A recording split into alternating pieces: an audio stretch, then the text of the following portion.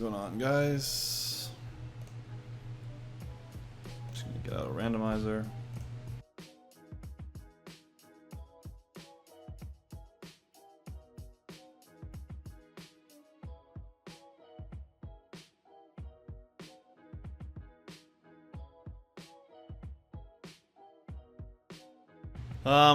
So the question here is, like, is my opponent gonna actually be capable of check raising with the Queen of Diamonds if I bet half pot? Well, I don't think so, because I'm value betting with like the 10 of Diamonds, which is not that easy for me to bet the turn with. So I think that this ends up being a more polarized situation. I'm gonna go with pot.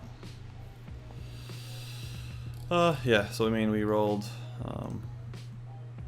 pretty high at 85 here, so be comfortable with 3-bet at a 15% weight. Seems reasonable to me. Going to bet the flop. It's going to be modest c-bet size. It's going to be smaller than 30%.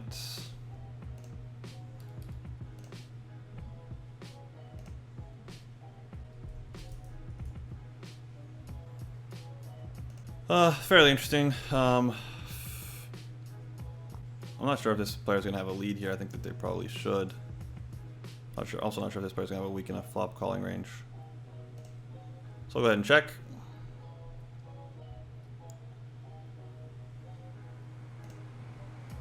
When was your last big bink BBZ? Well, I didn't play in 2021. I didn't play poker. So I played, I'm not exaggerating either. I think I played some cash game, like I played some cash, but I think I played 10,000 hands of tournaments in 2021. So to put that in perspective, in one day yesterday, I put in 10% of all of the hands I've played this year. So I haven't played poker this year. Been doing other shit. So, so my last big bink was in 2020, but that's because I haven't played in 2021. And as far as the last big bink, I mean, like during the series last year, I final tabled the 10K on party in August, and it took like 5th or something. So final tabling the 10K in August was one of the bigger or / biggest scores I had, for sure. Here we're going to orbit the flop, I think.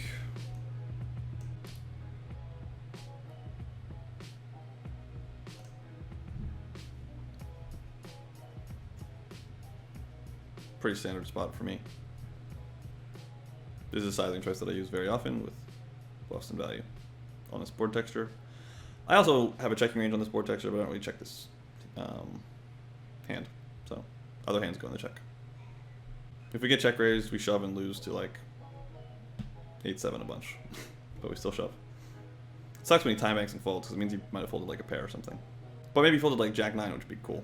That'd be great. He shouldn't fold that hand, but maybe he does. And yeah, as far as like that question about my biggest, like my last big score, final tabling the 10K was in like September, which would have been was in August. I think that the WCOOP was in September, so it was like the second to last series I played last year. I don't think I had anything. I definitely didn't have anything during WCOOP. But I also don't. I mean, I was probably active in 2020 during WCOOP. So yeah. But I was much more active on party in 2020 because I was sponsored, and yeah, so I didn't like blast off during WCOOP the way that I did during the party series.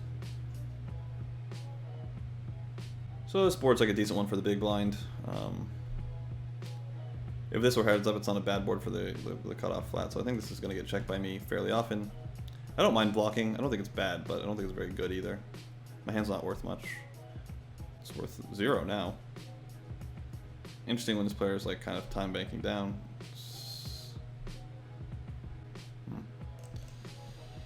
I don't know. I mean, like I think it's tempting and probably not unreasonable to bluff with this. Like you have 2 outs to a hand that's like, I don't know, beats flushes. But I don't think this hand's worth much per se. I'm just gonna bet 135 or something or less. Seems reasonable. I think there's less king highs in this range. There aren't none, but there are less king highs in this range because more of them bet either the flop or turn, like king queen or king 10 are more likely to bet flop or turn from the in position player. This player can obviously have a 6 or a jack or a king, but I have ace king at a full weight and I have king queen at reasonable weights. I have used a high frequency flop check with most of my range, so more of my range is intact and interacting with this king.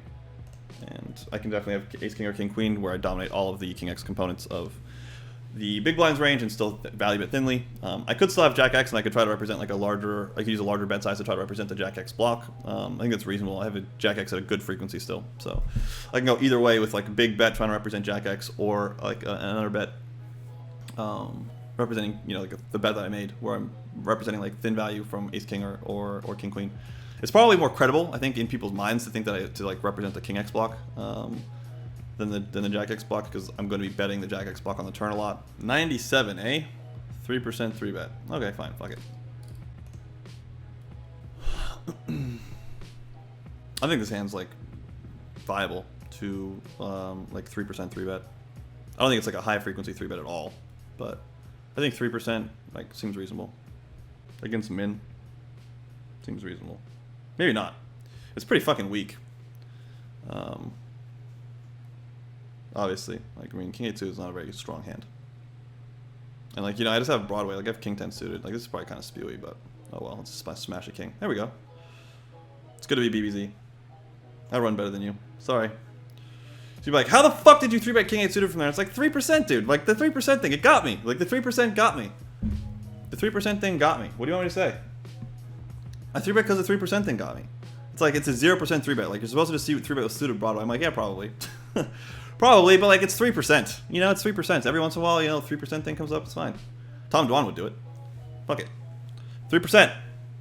Alright guys, I'm going to give you a super quick explanation of what these charts are. So, we can pick one of a huge number of situations. We've got spin and goes, we've got ICM final tables that you can choose from, but we're just going to pick a generic spot, 50 big blinds, 8 max. What do I do if I'm under the gun? You do this. This is the under the gun raise first in strategy. If it folds to you in middle position, what do? You do this. If it folds to you in the low jack, you do this. If the small blind limps, okay, limp first in. If the small blind limps, this is what you do in the big blind. This is your big blind strategy at 50 big blinds. What if under the gun opens and I'm in the big blind? Then you do this. What if the cutoff opens and I'm in the small blind? Then you do this. So this gives you the complete strategy. It's comprehensive. It's all of pre-flop. You don't need anything else. It's only 20 bucks a month. I've paid thousands of dollars for this material before. Okay? This is what you need to get better at No Limit Hold'em. Go get it. I'm not going to fold this. Seems pretty standard. I'm not going to 3-bet it either, so we're just going to call. It's a good flop for me. This hand's pretty shit, though. It does have 3 to a straight, which is nice. Yeah, I don't think I have to do anything with this one either.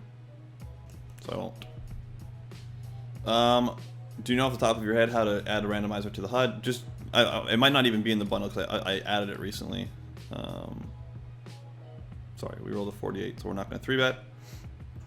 We're just going to call. Similar to the previous spots, if we'd rolled higher, then we would have 3-bet. Not that interesting.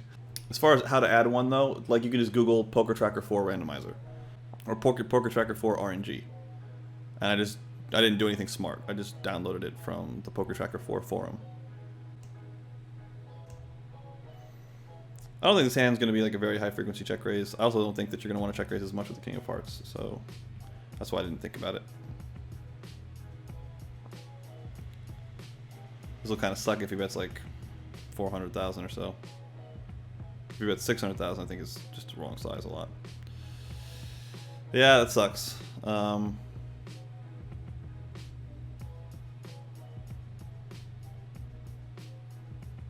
don't think this hand gets a fold, so we're just going to call.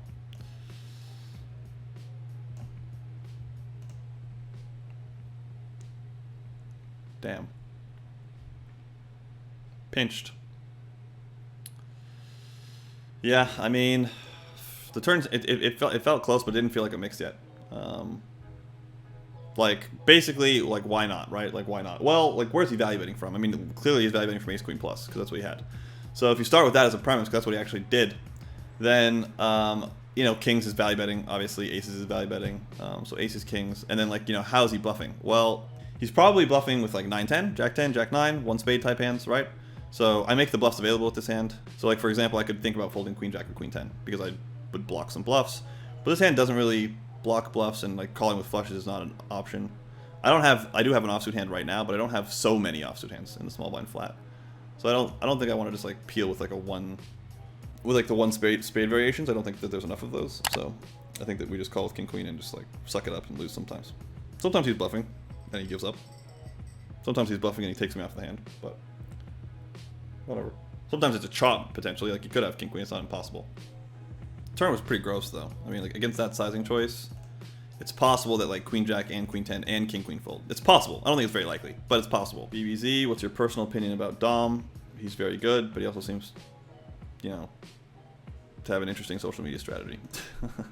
I don't have that much to say. I mean, like, you know, like, you guys know the personalities of these people way better than I do. I've got BBZ, my family, and getting better at poker. And, like, those are my priorities. So I don't know much about what any of these guys are doing at any given moment. Total fucking honesty, no bullshit in there. So I don't really have an opinion. I've heard some of the things, but, like, maybe they're totally called for, maybe they're not. I don't know. It's not the way that I approach things. I keep to myself and focus on my own shit and, like, you know, my own business. This is pure jam for me, 0% mix. It's the bottom. I mean, like, I would probably not jam 10s here. 10s might be the mix. I would just fold if I had 10s. So, but jacks is just going in. Yeah, that's fine. Like, sometimes he's gonna have kings. Okay, sometimes he's gonna have kings. So we are out. I do appreciate everyone who hung out with me today. Thank you very much. That's spot standard. I guess, like, for some of you, I think it can be interesting to see maybe the answer. So maybe we can load up the answer. I'll show it to you. I mean, I know that that's the answer. So I mean, like, I don't give a fuck. But I'll show you the answer so that you can see it. And maybe it's not the answer and I'm wrong. That happens, by the way. Like, sometimes I'm like, I know the answer because I'm Jordan and I've studied this shit all the time and I know. And then I go look it up and then I'm like, oh my god, it's not the answer. But I'm pretty damn sure that that's the answer in that spot. So let me just, oops. Let me just grab the answer real quick. I've closed PokerStars, so we're good to do this. 30 bigs. I'm in the big blind. I don't know. Hijack 3 bets UTG plus 2 or something. So UTG plus 3, 3 bets UTG plus 2. Alright. UTG plus 2 opens. Hijack 3 bets. Did I click versus 3 bet? No. I'm like, why can't I find this? Because I can't find this. UTG plus 2 opens and hijack 3 bets. I don't care if it's like exact positions. It really doesn't make a fucking big difference. Jack is going in anyways. But there's jacks. It's also jamming 10s, some 9s, and some 8s. It's not close. We could change the positions if you want. You could go like UTG plus 1 and like UTG plus 2. It's still going to be fucking jacks though. Where's UTG plus 1 and then UTG plus 2? UTG plus 1, UTG plus 2. Am I like just fucking brain dead? Where the hell is UTG plus 1 and then UTG plus 2? There we go. There you go. So UTG plus 1 opens, so which is like, you know, UTG, we can go UTG if you want. It really won't matter. Like 10s is still in. I said I'd fold 10s, so I would have folded 10s. It would have been wrong, so I would have made a mistake. So so I did fuck up, but now it's jacks.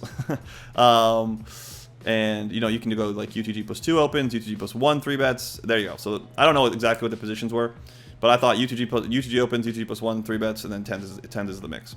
So at some point 10s is gonna mix. This is this is an 8-handed model. But you can see that jacks never gets out of the way. Like UTG plus 1, like jacks just doesn't get to run away. So if he has kings, he has kings. It's fine. Like, I don't give a fuck. It's all good. There's lots of tournaments. It's a WCOOP. It's a long series. Whatever. I'll probably be back tomorrow. But yeah, super standard hand. It's like running. I have aces. Some other guys. I have kings. Some other guys aces. I lose. Like, bon voyage. Okay, BBZ. We've got Lex has got his new bundle. It just dropped. Super excited about that. You guys should definitely go check it out. I've got the newest addition to the Quantitative Strategies video series, the exceptions to Quantitative Strategies video, and I think it's really good and should add a lot of value to people who got the first 2 parts. If you got the first 2 parts, I definitely think you want to see the 3rd part because it's going to show you where you might be overusing the first 2 ideas. And then we've just updated the charts, the BBZ Poker charts. We've added more material to the BBZ Poker charts. We've added MTT heads up, so if you've already got the charts, be sure to check those out. If you don't have the charts, it's another reason to get them. Again, we are going to keep adding a value to the charts. They're $20 a month. Extraordinarily high value proposition in my opinion, and I would highly recommend getting them if you don't have them. If you like watching poker, if you're interested in poker, it's a great way to learn the game. It's also a great way to criticize your favorite streamers because you'll actually know the answer when they fuck up. So, or you can correct the trolls if the trolls are saying like, oh, why'd you fold that? It's like, because it's good. Like, relax.